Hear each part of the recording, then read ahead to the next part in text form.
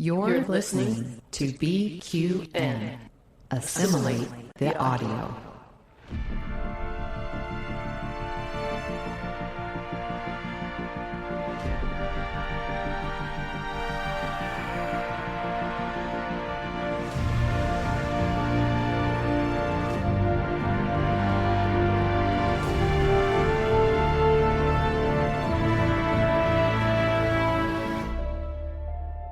Good morning. I am Chrissie De Clerck-Szilagyi here with another long-form episode of History with the Szilagyis.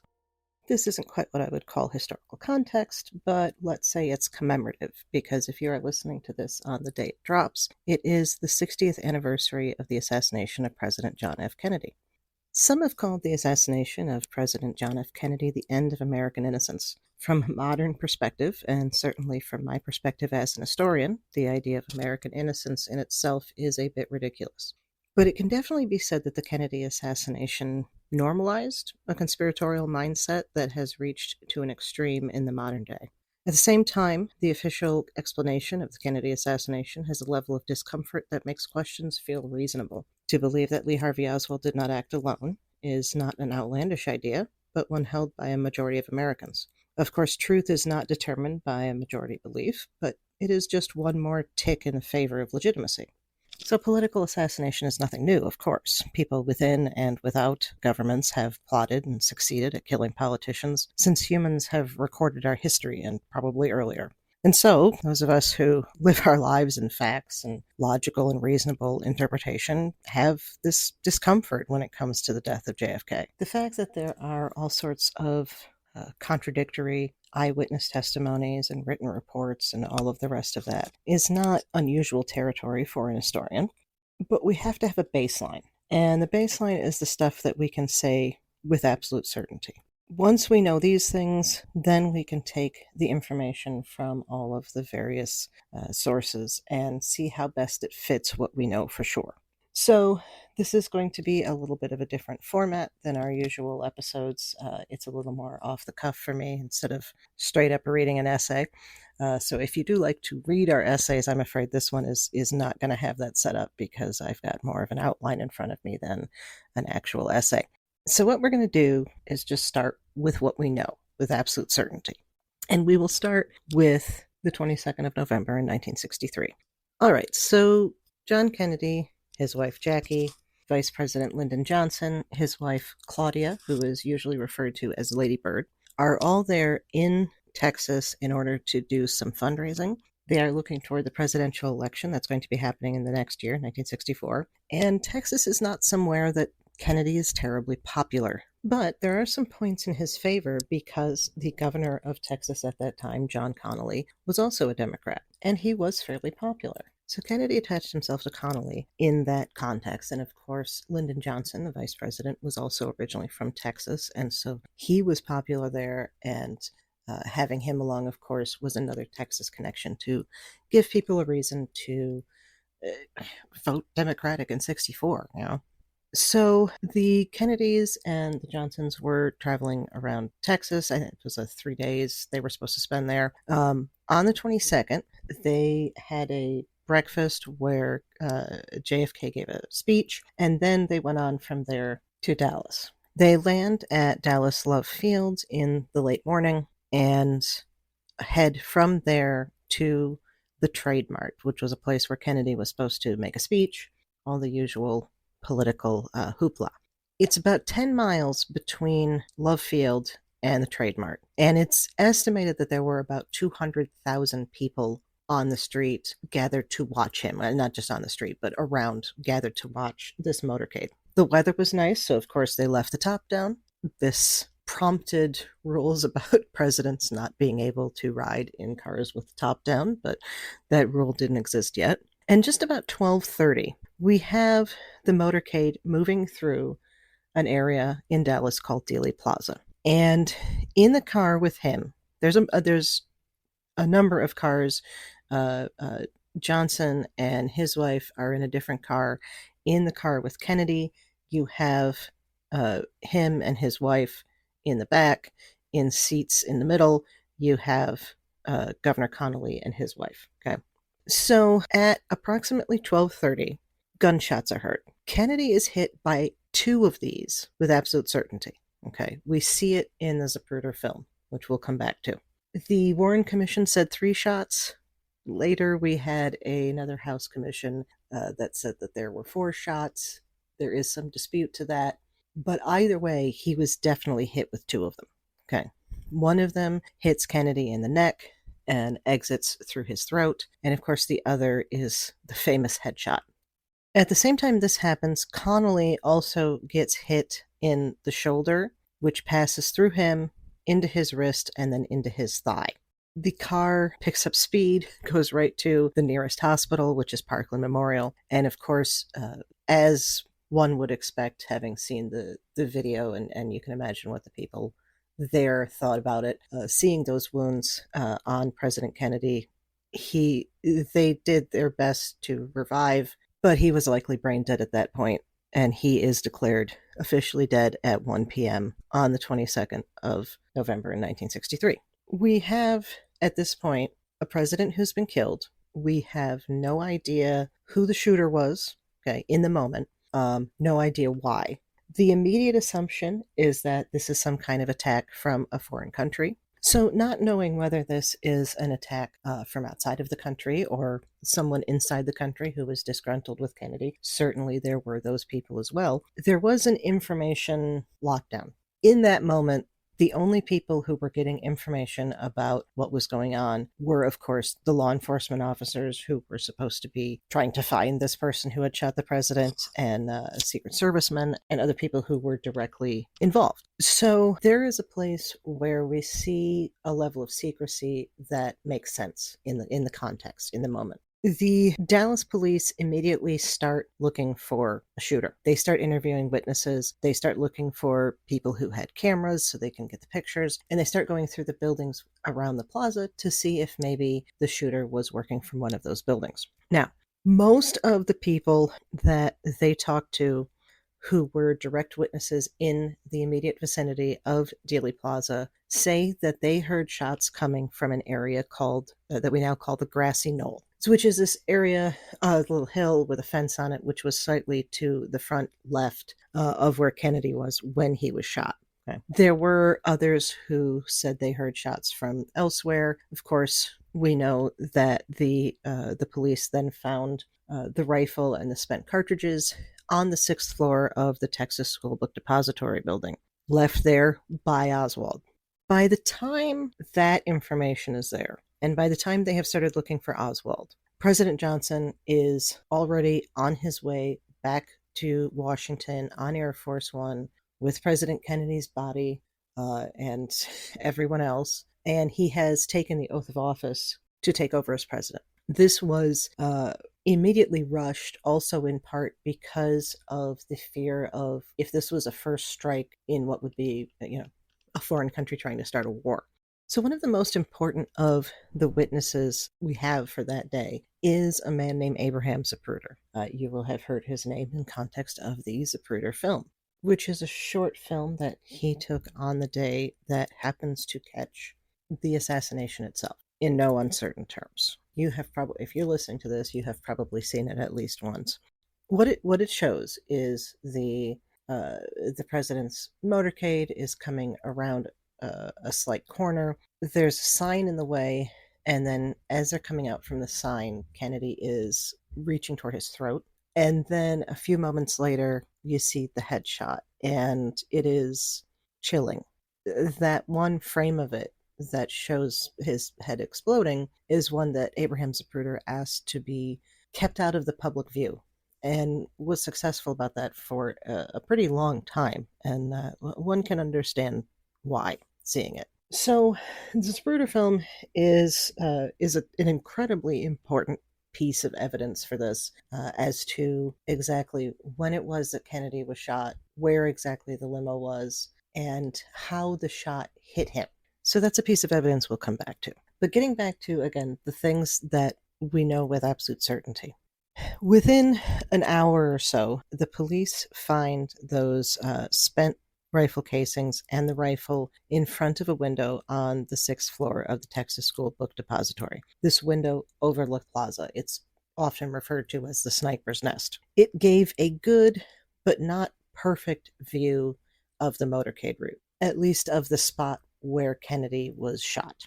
All of the people that worked at the book depository were accounted for except for 2 men, one of whom actually was outside and accounted for fairly quickly afterward.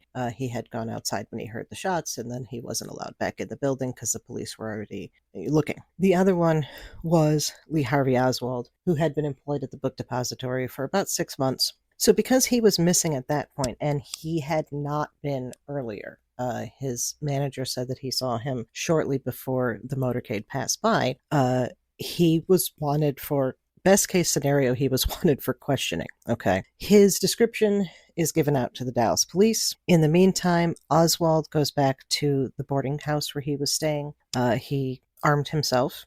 A little while later, he is confronted by Dallas police officer J.D. Tippett, who sees him, matches him with the description that had been given out for this person who was wanted for questioning, confronts him about it. Oswald shoots Tippett and kills him. Oswald then goes to a movie theater, and it's in the movie theater where he was found and arrested. While he was being arrested, any sort of public questioning that happened, when reporters were talking to him, he maintained his innocence.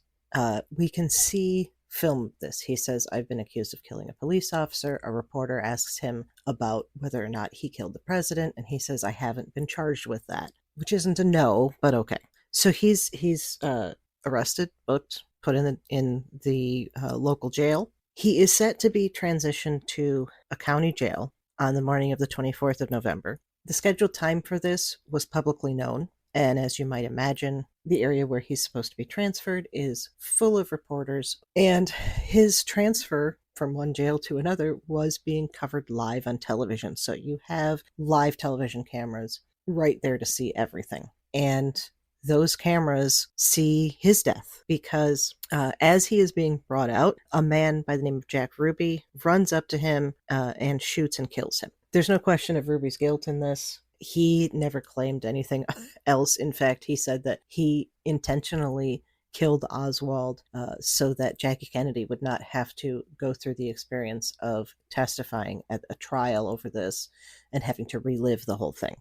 Ruby is arrested, and he is, of course, convicted. He's sentenced and spends the rest of his life in prison, although it's a very short period of time because he develops a fast-moving cancer about 4 years later and then dies.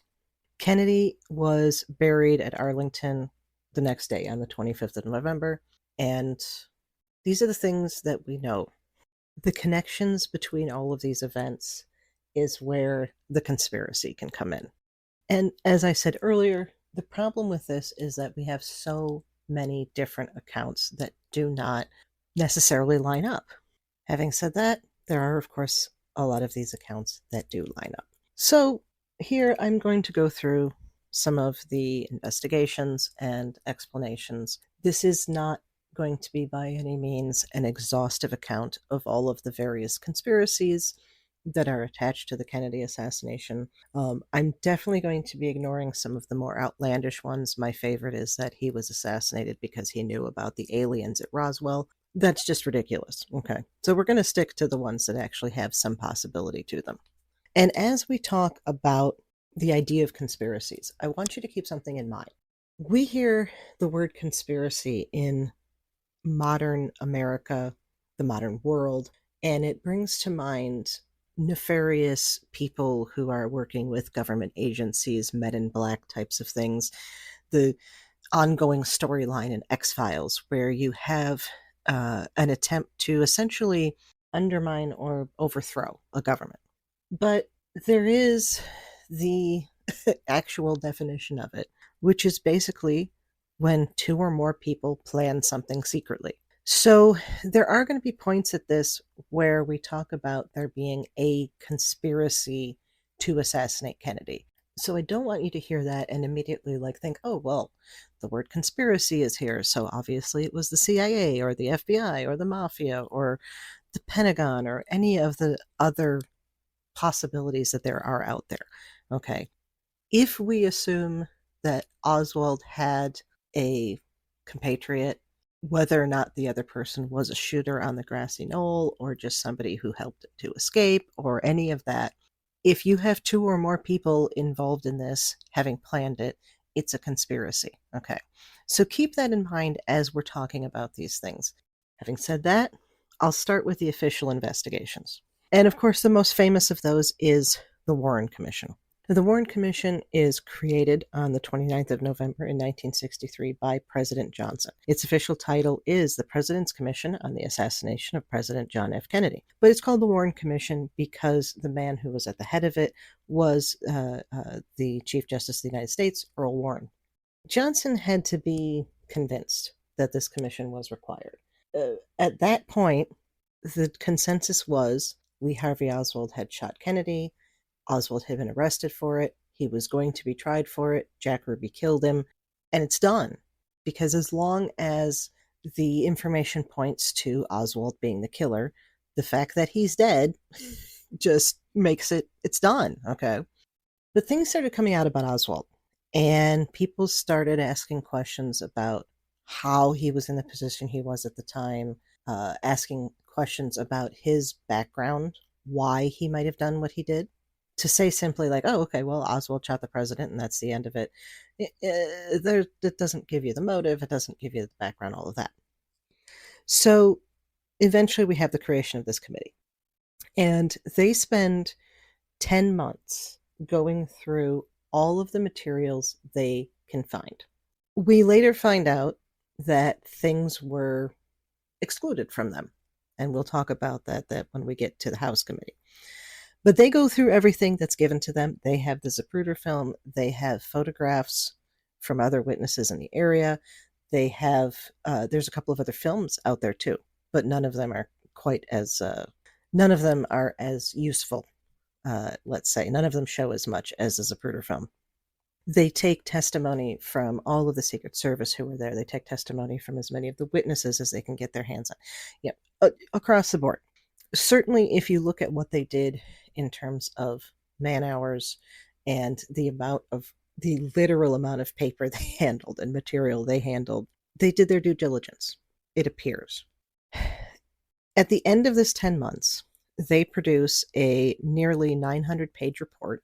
And in that report, it states that Oswald acted alone. He shot Kennedy from that 6th-floor sniper's nest in the school book depository. He was not part of a conspiracy. He did not have any fellows aiding him. And that was it. And that was fairly accepted. There was one part of it that was questioned at the time and has become a bit of a joke in the subsequent decades. And that is the idea of the magic bullet theory. Now, the Warren Commission established that there were 3 shots. The first shot hits Kennedy in the back of his neck, exits through the throat, and the second shot is the headshot, and then the third shot missed. The problem with this is that Governor Connolly was also wounded pretty severely. And their explanation for this is that the bullet that went through Kennedy's throat went from there into Governor Connolly's shoulder, through part of one of his lungs, through his chest, into his wrist, and then into his thigh. This is often what's referred to as the magic bullet, because it just does not seem like a single bullet could do all of these things. If you've seen any depictions of the debunking of the magic bullet theory, it would probably be the scene from JFK, the Oliver Stone movie that revolves around the investigations done by Jim Garrison. And there's a scene there where he has some people from his office who line up as if in the same way that the governor and his wife and Kennedy and his wife were sitting in the car. And he shows the various trajectories that the bullet would have had to have taken to have done all of that damage by itself. Okay? And it's very evident that it's not possible. Now, there is some question about Garrison's analysis because of the way that the car seats were arranged, lined up in there, whether or not Connolly's seat was higher or lower than Kennedy's, and a lot of other elements. Okay. It is, if it's lined up correctly, there is no reason to believe that a bullet couldn't go through two people, but it has to be lined up correctly to do the damage that it appears to have done. So that's one of the places where we have a conspiracy that demands an extra bullet at least. Okay. Perhaps that third one that the Warren Commission says was fired didn't miss. Maybe that one was a separate one that hit Connolly. That one, I don't want to say it's less important, but once the Zapruder film was made public, it became less important. Now, the Zapruder film was purchased by Life magazine, and they had exclusive access to it, accepting, of course, the government investigations. And they published stills from the film in their magazine. As I mentioned earlier, Abraham Zapruder requested, and was his wishes were respected, that frame 313 that actually shows the explosion of the president's head not be published. That was not widely seen until the Zapruder film was publicly shown on a television show called Good Night America in 1975. Up to this point, there had not been a lot of reason for people to not believe the Warren Commission. Okay. Yes, there's the question about the magic bullet, and yes, there's a lot of people who are claiming that there were shots from places in the plaza other than the book depository building. But that plaza had a lot of echoes in it. There were a lot of people who were not necessarily accustomed to hearing gunfire, and so that is used to explain why they would say that the shots are coming from elsewhere. The Zapruder film shows with absolute certainty that Kennedy is, when he is hit with the headshot, he is thrown, to use the phrase that is used in JFK, back and to the left. And simple physics tells you that if something, when it is hit, moves back and to the left, it's being hit from the front right. And what is on the right side and in front of Kennedy when he is shot but the grassy knoll? So we are back to that as one of, if not the only place that the shooting was happening from. Now, there are people who believe that Oswald was completely set up, that he had no involvement in it. I'm not one of those. I think he was involved. I think he did do some of the shooting. The question of they connected the gun to him with a handprint that was smudged, and there's some question about it maybe having been put on there by somebody after he was dead from when he was in the morgue. That's in JFK as well. But that doesn't line up for me. Okay. I think Oswald was involved, and not just as a fall guy. I mean, he ended up being the fall guy, but not without having fired some shots himself. But there is now this definite visual evidence that corroborates the eyewitness testimony of all of those people that said that they heard the shot coming from the grassy knoll. So this prompts another committee. Okay, we're still in the official investigations area of our discussion here. And so this prompts the creation of the House Select Committee on Assassinations in 1976. The committee was formed to investigate not only the Kennedy assassination, but also the assassination of Dr. Martin Luther King Jr. in 1968. We're only going to talk about the Kennedy assassination stuff here, but it was handling both. So in the course of this committee's investigations, it comes to light that the CIA had information about Oswald and about other credible threats toward the president that were not shared with the Warren Commission. That doesn't cause this committee to come to any different conclusions in terms of the bullets that hit Kennedy, in terms of the magic bullet theory. They hold that up.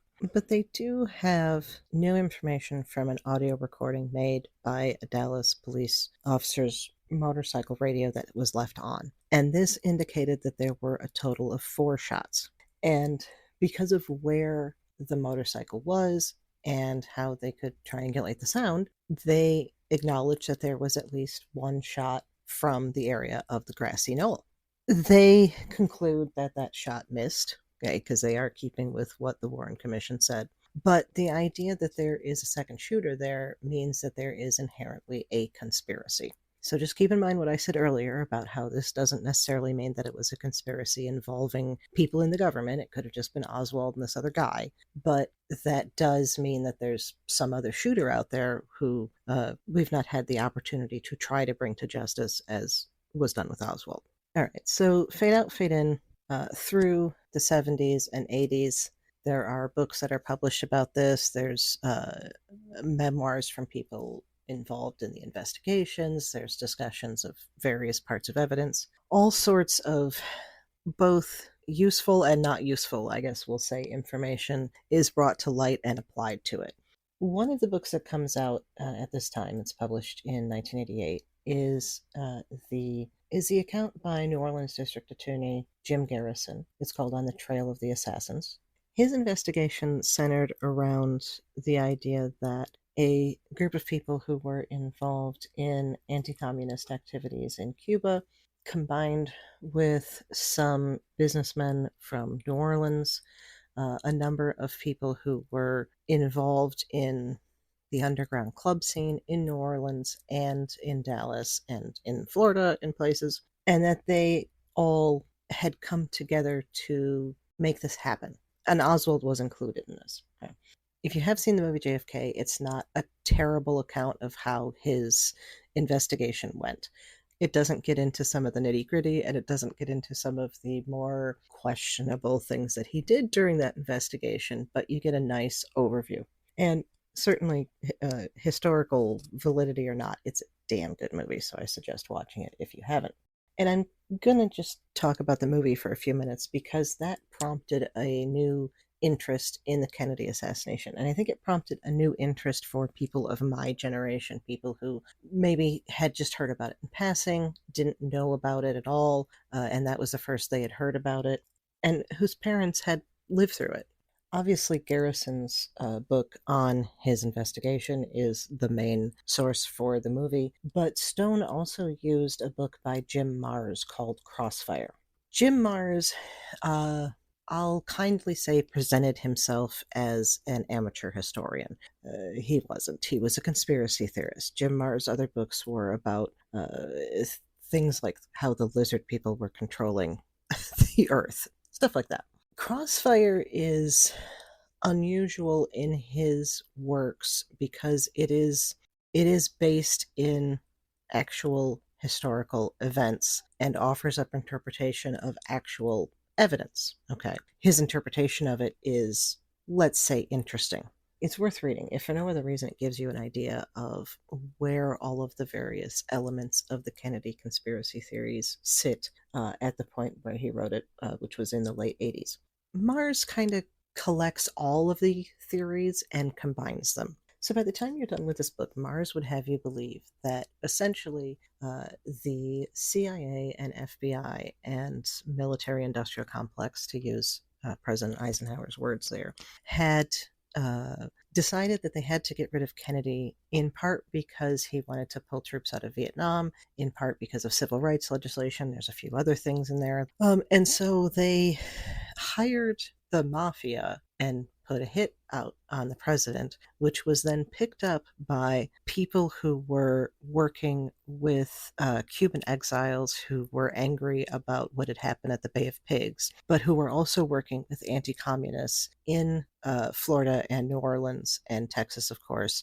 These people then are said to have contacted Oswald to bring him into the conspiracy, possibly to be the fall guy, possibly because he was a good shot or because he was a bad shot. There's conflicting evidence on that. So, like, when I say that the movie follows a lot of what Garrison did and embellishes some places, where it embellishes, it's usually from what Oliver Stone picked up from Jim Marrs' Crossfire. So the last official investigation of this is the President John F. Kennedy Assassination Records Review Board. And this is works between 1994 and 1998. This committee set about to review millions of pages of documents from the Warren Commission, from the House Committee, from the FBI and the CIA, from anywhere that they could find documents on this. And they sought to declassify as much of it as they possibly could.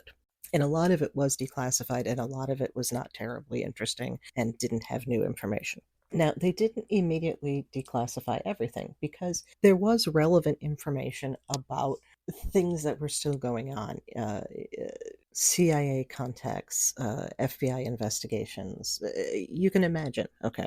So, what they did, they set a 25-year time on those. And after those 25 years, those documents were supposed to be declassified on the assumption that anything that was still ongoing in 1998 would be complete by 2017. And so when 2017 came around, more of the documents were released, but there were some that were held back specifically at the request of the FBI and the CIA. And so there was more investigation done. They didn't actually make a committee this time, but more people were investigating it. The Trump administration delayed the release for 3 years. So it was supposed to be released in 2020. And we all know that what happened in 2020. So, of course, they did not get released in the midst of COVID, but most of them were released by the end of 2022. And again, there's not a lot of terribly new information in this. Now, I will say I have not personally read these documents, so I am trusting those who have reviewed and discussed them in historical journals. So, caveat there. Okay. Suffice to say that at the end of this last round of reports, these official investigations, that there were 4 shots fired. Oswald was involved. 2 of the shots hit Kennedy and killed him. Again, getting back to the things that we know with fair certainty. All right, so now into the main conspiracy theories. And something to keep in mind as I go through these, they are not mutually exclusive. I'm not going to go so far as to take the Jim Mars route and say that they're all true and connected to each other, but it is not unreasonable that some of these elements may work together. So, potential number 1, Cold War politics. Kennedy did not have a good relationship with Cuba and with Cubans. Okay. After the Bay of Pigs, which was a complete mess, and Kennedy did take responsibility for that, but a lot of Cuban exiles and a lot of people who were trying to undermine and overthrow Castro with the help of the United States and the CIA were left out to dry on the Bay of Pigs. And so there's a lot of animosity there. It doesn't take a lot to try to figure out why some Cubans may have wanted to kill him, possibly including Castro. There are some of these conspiracy theories that put him at the head of it, or having had the idea of it, or however you want to put it. Cuba does connect with Oswald. Oswald had involvement with, it seems, both pro-Castro and anti-Castro groups. Oswald's position as regards communism is a bit confusing. He did spend a few years in the USSR. He did bring home a wife from the USSR, but then he was also involved in a lot of anti-communist activities. So it's possible his time in the USSR convinced him not to like communism. Don't know. So one thing I will say here is we don't see a lot of these conspiracy theories that seem to involve the USSR. You'd think Khrushchev would be on the list, but not terribly high on the conspiracy theory list. Probably because it would have been perfectly reasonable for the USSR to have tried to assassinate Kennedy. So that doesn't fit into the fun conspiratorial stuff. So Q is one possibility. Another possibility is the mafia. And the mafia theory relies basically on the idea that Kennedy accidentally crossed them.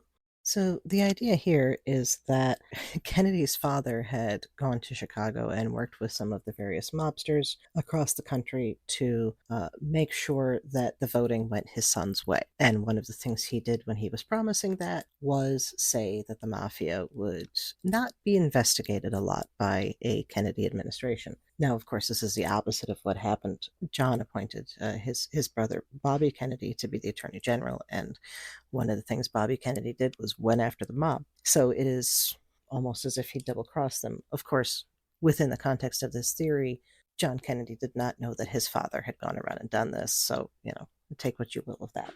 The mafia element also plays in with Cuba because Castro had made a point of getting the mafia out of Cuba, off the island, as much as he possibly could, if not completely. It brings us to the idea that the military-industrial complex and the CIA went after him because of the idea that he wanted to start pulling troops out of Vietnam, reduce American involvement in Vietnam. This one has a logic to it that a lot of conspiracy theorists grab onto. It is consistent with a lot of the more modern conspiracy theories that think about elements of the government trying to undermine other elements of the government. And that idea that there is a secret government that is actually running things that is not the same as the government that appears to be running things, that is elected by the people, and all of the rest of that. So that plays into those, which is why this is a very popular theory. The problem with this is that the historical context does not line up. Kennedy had maybe an idea about getting the United States out of Vietnam, but he had not made any motions toward it. And he certainly had not acted in a way that could be called soft on communism in terms of how he was handling issues with the USSR and the proxy wars that involved the USSR and their satellite states. So the logic of that, it makes a nice story, and it allows for some of the elements to line up, but it really doesn't follow the actual history behind it. The last of the major theories is, I think, the most unlikely in a batch of unlikely, and that is that Vice President Lyndon Johnson arranged for him to be assassinated so that he could succeed him in the presidency. I don't think there's much more that needs to be said on that one. I mean, it does follow the concept of cui bono, to whose benefit, of course, but I think that might be a little too on the nose, and whatever else one might say about Lyndon Johnson, he was an intelligent man, and I don't think that he was so stupid as to actually try to gain the presidency through assassinating his predecessor. But it's one that's discussed, so I'm bringing it up. Those are the major ones. As I said earlier, there's a lot of other little random ones. Those of you who are knowledgeable about the Kennedy assassination and the conspiracies surrounding it will notice that I have not gotten into a lot of the various pieces of evidence. The only photographic evidence I talked about was the Zapruder film. There's a lot of other things out there that are interesting, but not very easy to convey via an audio format. Having said that, I am going to talk about one last theory that has recently come to light that's not quite conspiratorial and, in fact, has a very attractive logic to it. It's one that I have only heard recently, and it was a moment of, once I heard it, it made perfect sense. So there's one other piece of visual evidence that I'm going to talk about, something that you'll be able to very easily Google if you're not familiar with the photo. And that is the Mary Moorman photograph. Mary Moorman happened to take a photo just as Kennedy was being hit with one of the bullets. And in her photo, the grassy knoll is widely visible. And in an enhancement of the area of the fence on the grassy knoll, there appears to be a figure who may be dressed as a policeman and has a muzzle blast, the smoke from firing a gun in front of them. This is known as the Badge Man photo. And it's a terribly interesting idea. The best discussion I've seen of this comes from a 1985 documentary series that was done by ITV, a British television station, and it's called The Men Who Killed Kennedy. And most of the dive into it is about like the first half of the second episode, but it's worth watching the first episode as well for a bit of a discussion. If what they present in that documentary is true, they actually interview a man who was standing next to Badge Man, okay, and who tried to report this information and was basically ignored at the time. So I suggest you take a look at the Badge Man photo. If you Google it, you'll see the enhancements right away. I realize that there is likely an effect of seeing what you're looking for here, but I think it's not the worst quality evidence we have for a shooter from the grassy knoll by any means. Now, the reason I bring this up is because of a theory that was recently published in a book called Last Second in Dallas by Josiah Thompson. He had written a book on the Kennedy assassination, published in the late 60s, called 6 Seconds in Dallas, and it was kind of a bringing together of all of the information known at the time. I have not read it. I have not had a chance to read Last Second in Dallas. I've only heard some interviews and read some reviews about it that talked about this idea that he presents. And that idea is that there were multiple shooters, but they weren't actually conspiring together. Oswald was attempting to assassinate Kennedy, and somebody else was also attempting to assassinate Kennedy. Oswald was in the book depository, this other person was on the grassy knoll, and they didn't necessarily know about each other.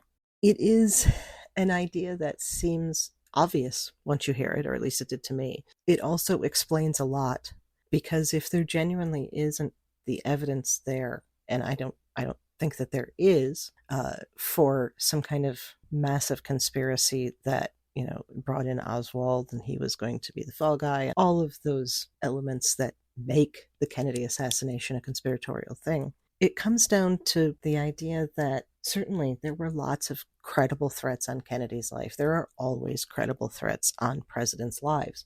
Dealey Plaza presented such a perfect staging ground for an assassination that we ended up with 2 different assassination attempts happening at the same time. It does sound a bit outrageous, and it does rather sound like there's extra importance to Kennedy, that he gets extra people trying to assassinate him. But when you look at how things are presented, the evidence that we have from eyewitnesses and testimony of those who heard the shots and the Secret Service who were there and all of the other people involved, it seems pretty obvious that there was a shooter in front and to the right of him, and Oswald was not in front and to the right of him. So, as the theory goes, Oswald took a shot, the other guy realized that someone else was trying to kill the president and decided to make his attempt at the same time. We can never know, but it's not implausible. And I would say that it's more plausible than a lot of the other theories that people have held fast to for the last 60 years. So that's your historical context on the 60th anniversary of the Kennedy assassination. I hope everyone found this interesting. If you would like us to get into more detail about any elements of this, I know I did just a gloss, and this is a very generalized discussion. Please let us know. We'd be happy to do that. And of course, as always, thank you so very much for listening, particularly listening for this extra long episode. And since this is dropping on the day before Thanksgiving of 2023, I'd just like to tell all of our listeners safe travels. Hope you have a good holiday. Don't let your family drive you crazy. And remember that if you work retail or any of the service industries on Black Friday, how people treat you reflects on them, not you. We'll be back again soon with another episode of History with the Szilagyis.